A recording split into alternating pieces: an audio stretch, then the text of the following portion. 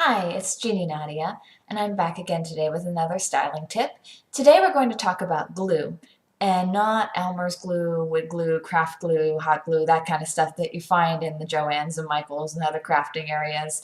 No, we're going to talk about cosmetic glues. So glues that are meant to be skin friendly and better placed on the skin when you're using them for modeling and photography. So first I want to talk about eyelash glue because this is one of my favorites. So I'm going to go over three different kinds of glue. First, eyelash glue though, I have some Duo and some NYX here. The nice thing about eyelash glue is it's inexpensive and it usually gives you somewhere between a light to medium hold.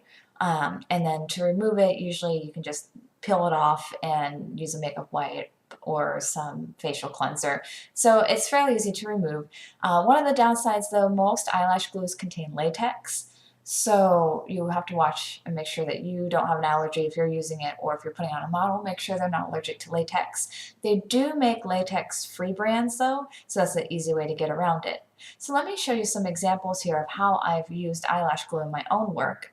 So in this first example here, as you can see, the model has this pendant in the middle of her forehead. That's just a piece of plastic that I had made to match the headpiece, and I just attached it to her with eyelash glue. And it held quite well throughout the shoot. This other example here, my model has this red flower on her forehead. Again, that's attached with eyelash glue, did it right below the hairline there. Now I could have made a barrette out of these flowers, but I decided I wanted them more on the skin and closer to her face. So again, eyelash glue came in handy there, and the flowers are about middle weight there with the layers in them. One thing I will say, and you'll see here in this other example too, I have, again, the purple flowers attached to her forehead and on the back of the model's hand. Once you add eyelash glue to fabric, it doesn't come out, it does not wash out. So I've spilled it on myself before and stained my clothes. So anyway, if you are attaching fabric to your model with it, just make sure it's something that you don't want back, because it's not going to come out later when you try to wash it. And then the last example for eyelash glue here, on this model I have sage leaves and some paper flowers attached to her head to create this look here. So again, eyelash glue, it's easy to use, inexpensive, and it gives you a good hold. So it's beyond fake eyelashes. You can do a lot of cool stuff with this. Moving on, the second type of glue I want to talk about is glitter glue. So what I have here is the e.l.f. Glitter Primer, and it's a type of glitter glue. This is nice, again, of course, for glitter, lightweight things, more of your light paper products, even gold, silver leafing work with this. It does like a light hold. I wouldn't really use it for heavy things. And again, it's easy to wash off just with facial cleanser, makeup wipes, just peel and then wash it off. So in my example here, my model has along her neckline some skeleton leaves attached with the e.l.f. Glitter Primer.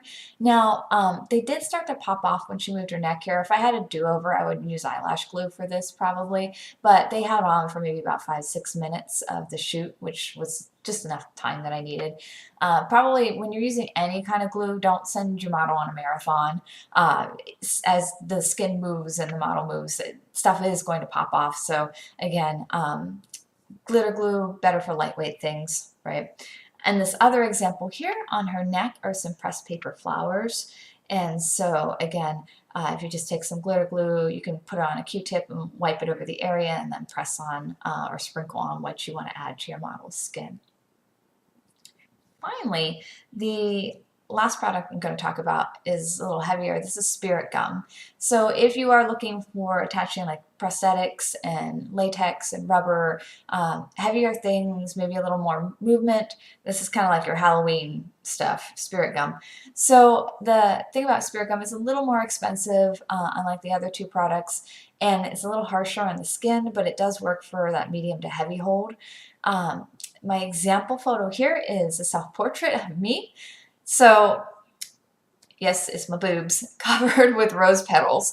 So I will say do not put this on the nipple area. What I did here with the rose petals is I actually constructed cups using the spirit gum and gluing the rose petals to themselves, and then adding glue around the outer edge of the rose petal cup I created, and then attaching that part to my skin so as to not have too much peeling on sensitive or pulling on sensitive skin areas. So again, the spirit gum, this is held up quite well because as I was doing, when I do self-portraits, I'm getting up and I'm turning it, looking at the camera, seeing like, okay, am I in frame, and kind of doing a lot of moving back and forth between the camera and the space that I'm sitting in. So spirit gum held up rather well for this, and it also allowed me to construct costuming out of the other pieces with the gum itself. So in summary, the 3 glues we have here, again, eyelash glue, glitter glue, and spirit gum. And so you want to make sure what you're using, that your model, or if you're putting it on yourself, that you're not allergic to it or you don't have skin that's too sensitive for that product. And you want to base it on, of course, the hold. And then if price is a factor, as I mentioned, the first 2 are the cheaper options that you have and easier to remove. I should say spirit gum, you need to use an oil to remove it off of the skin. So anyway, I hope this gives you some ideas for your photography. If you have any questions, comments, please leave them below. And also, if you've done anything using these tips, please share. I love to see what people do, and that can go below in the comments. All right, thanks for listening. Bye.